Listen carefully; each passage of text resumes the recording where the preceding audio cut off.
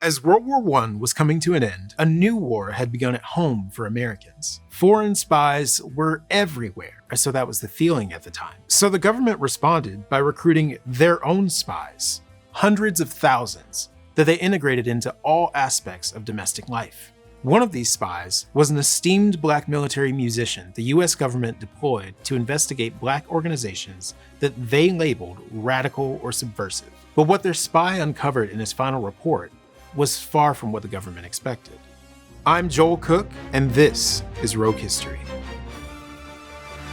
The legacy of Walter Howard Loving is one primarily of a celebrated military musician, but the details of his double life remain classified for over 60 years. In 1986, these files revealed that the Military Intelligence Division, or MID, was deeply concerned that black Americans were colluding with German spies in order to destabilize the United States. But as a mostly white organization, it would be pretty difficult for the MID to move around segregated black communities without being noticed, so they recruited Loving to do their spying for them. His work as an intermediary started in the Philippines in 1902, where he served as the conductor of the Philippine Constabulary Band for 14 years. In an intensely violent racial climate, Loving earned the respect of his Filipino bandsmen by speaking their language and acknowledging their struggles during the early years of American colonization. His musical talent provided a useful tool for making connections, and he could relate to them in ways that white soldiers couldn't or wouldn't. His ability to operate in the gray area didn't escape the notice of his superiors. Ralph Van Diemen, the future head of the MID, was also in the Philippines at the same time. Several years later, he tasked Loving with traveling the continental US to investigate his fellow black Americans and create a new network of volunteer spies. So what exactly were they looking for? Well, insurrection. In 1917, mass racial violence against and individual lynchings of black Americans were widespread, and segregation laws were still in effect across much of the country. One of the worst racial atrocities in American history occurred in East St. Louis, Illinois, when white Americans murdered at least 100 black Americans and displaced 6,000 over a 3-day period. With 200,000 veteran black soldiers soon to return from Europe and unwilling to tolerate such violence anymore, the MID saw the black community as vulnerable to what they called Negro subversion. Now, it seems like it would be really hard for one of the most well-known musicians in the country to be a spy, right? When discretion was needed, Loving had a top-secret network of informants. But oftentimes, his renown was actually his best tool. When a meeting of the National Race Congress convened in 1918, Loving, the beloved band leader, was front and center.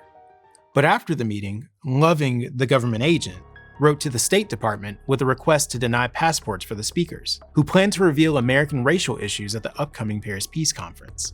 Loving's status as a celebrity in black communities allowed him to access spaces and people he could manipulate openly or otherwise to get in line with the agenda of the MID. Among the most dangerous actors to the MID were black newspaper editors like the young socialist leaders A. Philip Randolph and Chandler Owen. One article in their newspaper, The Messenger, declared, "Patriotism has no appeal to us, justice has. Party has no weight with us, principle has." Even though it might sound tame in today's standards, this publication and others like it were considered a betrayal to the US government. This was the middle of a time known as the First Red Scare. During this period, when Russia's Bolsheviks toppled the Tsar and withdrew from World War I, socialism was viewed as a significant threat to the US government. German intelligence agents supported the Bolshevik movement by assisting Vladimir Lenin's return to Russia, which fueled concerns among US officials that a similar socialist uprising might occur within the United States. Loving would often approach targets like Owen and Randolph directly, with firm but friendly warnings about their anti-American stances. But he also advised black newspaper editors on how to avoid having their publications banned from the mail, even when he disagreed with their anti-war messaging. Despite Loving's warnings, Owen and Randolph were arrested under the Espionage Act for their outspoken opposition to black participation in the war. It couldn't have been easy for Loving to balance his personal perspective as a black man and professional obligations as a government asset. In a November 1917 memorandum, he declared, "I am the most loyal to the race with which I am identified, but not to the extent that I would see the blood of thousands of American soldiers shed upon a foreign battlefield before I would consent to lend my assistance either by deed or pen to help win the struggle." Born to formerly enslaved parents in Virginia, He understood the desire for racial equality. Even within the MID, Loving still faced discrimination. His office was in a completely separate building from his white colleagues. As complicated as it was, Loving's goal was to protect both the people he loved and the nation he served.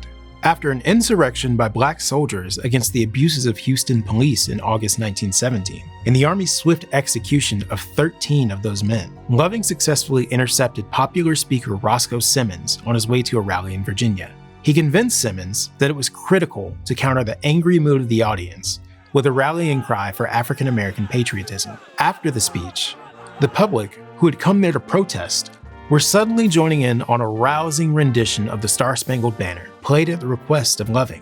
From then on, Loving would send Roscoe Simmons letters and give him talking points.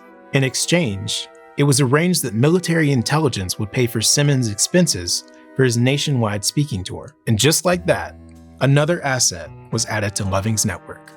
Though his role in the MID made it appear otherwise, Walter Loving was a strong advocate for Black Americans. Just before he retired from the MID, he submitted his final report on Negro subversion, writing just after the horrific Red Summer of 1919, during which white supremacist terrorism and race riots occurred in more than 36 cities across the US. Loving used his strongest words yet in an attempt to call for change. He leveraged the threat of socialism in his message, writing that, unless there is some quick and radical departure in the present policy of the government on questions affecting the welfare and rights of its Negro citizens, the time is not far distant when greater numbers of Negroes will be converted to socialist doctrines. He also described housing segregation as a public menace.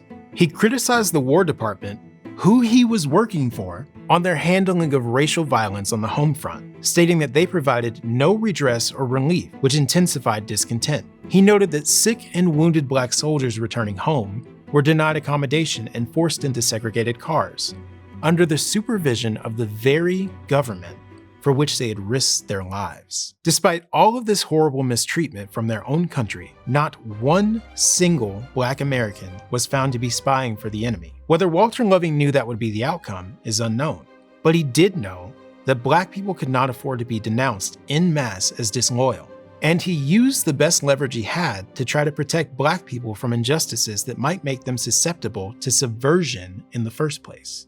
After retiring from the MID, Walter Loving returned to the Philippines to continue his work as a band leader. He unfortunately died during the Battle of Manila in World War II, leaving behind a complex legacy few people would ever fully know.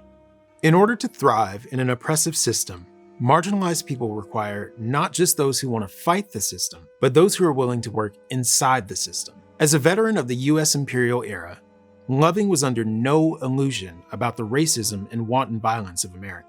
Both in the field and on the home front, he saw just how brutal white supremacy was to marginalized people. But his appointment to the MID gave him the ability to influence the structure from the inside. And it worked. Loving's report made its way up the chain of command from the MID director all the way to the Secretary of War, and even across the pond to the British government. When we talk about spies, we often jump to label them as heroes or traitors. But it's easy to forget that these historical figures were often in circumstances that we could never imagine. What if we were willing to accept the gray area, just as Walter Loving did? What do you think? Tell us in the comments.